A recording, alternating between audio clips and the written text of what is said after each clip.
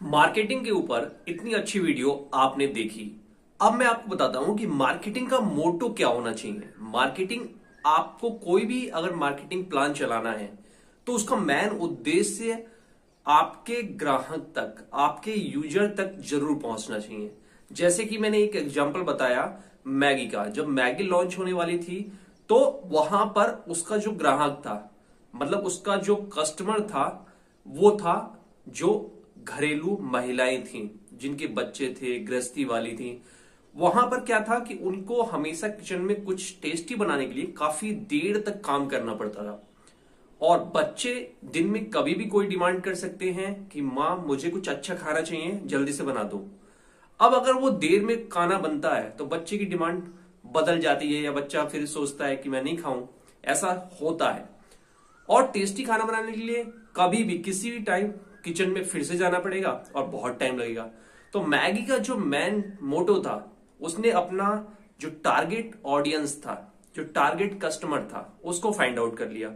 फिर उसने दूसरा क्या किया कि उस ऑडियंस को, उस कस्टमर को मैसेज देना अपने एडवर्टीजमेंट के माध्यम से। एक तो मैगी टेस्टी बनेगी, और हर दिन उसमें कुछ फ्लेवर ऐड कर सकते हैं, काफी टेस्टी बनेगी, और सबसे कम समय में बन जाएगी। टेस्टी खाना सबसे कम समय में। उसने अपना टैगलाइन भी दिया कि 2 मिनट में तैयार। फिर वो एडवर्टीजमेंट चलाया। अब उसे जितनी भी महिलाओं ने देखा, या जितने भी किचन में काम करने वाले लोगों ने देखा, उन्होंने सोचा यार 2 मिनट में बन जाता है, एक बार ट्राई करके देखो।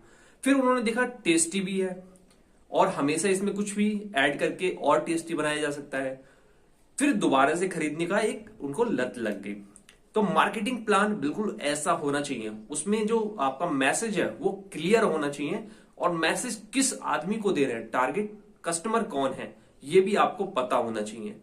अब अगर मैगी को टारगेट कस्टमर नहीं पता होता तो वो क्या करती कि मैसेज को सही से नहीं कर पाती। अगर उसको लगता कि टारगेट कस्टमर हमारा बूढ़े लोग हैं, तो वो फिर उस हिसाब से मार्केटिंग प्लान बनाती, जो कि बिल्कुल अलग हो जाता है। यानी कि टारगेट कस्टमर मैगी का बूढ़े लोग हैं, और फिर उनके हिसाब से अगर हम मैसेज देने वाला कोई प्रोग्राम बनाते हैं, कोई एडवर्टीजमेंट बनाते हैं, तो बिल्कुल अलग हो जाएगा। क्योंकि मैगी का बूढ़े लोगों से ज्यादा लेना देना नहीं है। यानी वो टारगेट कस्टमर नहीं है। टारगेट कस्टमर है जो औरतें, किचन में काम करने वाली औरतें और बच्चे। फिर मार्केटिंग जो प्लान बनाया उसको उससे जोड़ दिया। इसी तरह से जब आपका चाहे छोटा बिजनेस है, चाहे बड़ा बिजनेस है, चाहे आपका कोई प्रोडक्ट है, चाहे आपकी फर्म का कोई नाम है, उसको लोगों तक ले जाना है। जैसे कि आप एक डिस्ट्रीब्यूशन एजेंसी चलाते हैं, कई सारी कंपनियां हैं आपके पास, उनके जो प्रोडक्ट है वो मार्केट में डिलीवर करते हैं, ठीक है, प्राइमरी सेकेंडरी करते हैं। अब आपको अपने लिए मार्केटिंग एक्टिविटी करनी है, तो आपका टारगेट ऑडियंस कौन हो गया? आप दुकानों पर सप्लाई करने जाते हैं, दुकानों से ऑर्डर लेने आते हैं, तो टारगेट ऑडियंस आपका हो गई दुकानें। उसमें भी कौन सी दुकानें? अगर आप फूड इंडस्ट्री में ही काम करते हैं केवल, तो फूड की किराना दुकानें हो गई, कन्फेक्शनरी की दुकानें हो गई। अगर कॉस्मेटिक का काम करते हैं तो कॉस्मेटिक के जो दुकानें हो गई, जनरल स्टोर हो गया, ब्यूटी पार्लर हो गए। तो ये आपके टारगेट कस्टमर आपने आइडेंटिफाई कर लिया। अब मान लीजिए कि आपका फूड है, टारगेट कस्टमर हो गया, आप नए हैं, मेहनत कर रहे हैं, डेली 50 से 60 काउंटर करते हैं, रिटेल स्टोर मिलते हैं।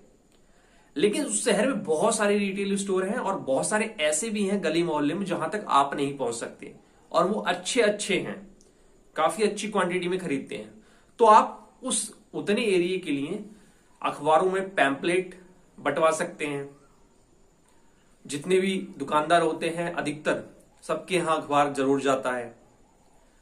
इस तरह से आप एक मार्केटिंग कैंपेन चला सकते हैं, जिससे क्या है, ऐसे लोगों तक भी आपकी इंफॉर्मेशन पहुंच जाएगी, आपके बिजनेस की इंफॉर्मेशन पहुंच जाएगी, फोन नंबर पहुंच जाएगा, प्रोडक्ट की डिटेल पहुंच जाएगी, जो आपसे माल लेने बाद में आएंगे या फोन करेंगे।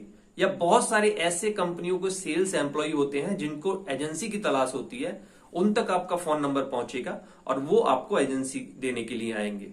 तो बहुत सारे फायदे हैं इसके। लेकिन मार्केटिंग प्लान कंटिन्यू चलाना चाहिए। अगर आप 500 रुपए हर महीने खर्च करते हैं तो हर महीने के हिसाब से 500 रुपए ही खर्च कीजिए, क्योंकि कंटिन्यू मार्केटिंग एक्टिविटी करने से ज्यादा प्रॉफिट होता है लंबे समय में। यही किसी भी मार्केटिंग प्लान का फीचर होता है, ऐसे ही डिसाइड करते हैं और इससे फायदा भी बहुत होता है। कभी कभी इंस्टेंट फायदा होता है, कभी लॉन्ग टर्म में जाके फायदा होता है।